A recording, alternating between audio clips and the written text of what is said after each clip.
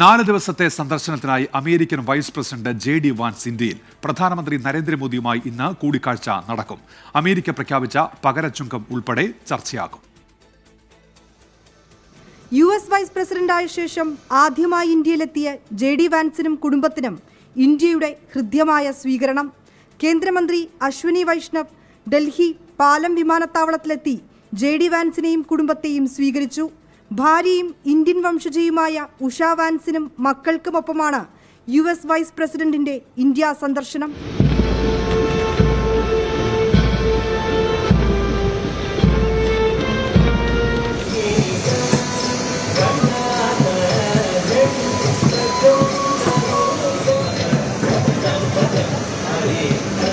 പ്രധാനമന്ത്രി നരേന്ദ്രമോദിയുമായി US vice president JD Vance ഇന്ന് കൂടിക്കാഴ്ച നടത്തും.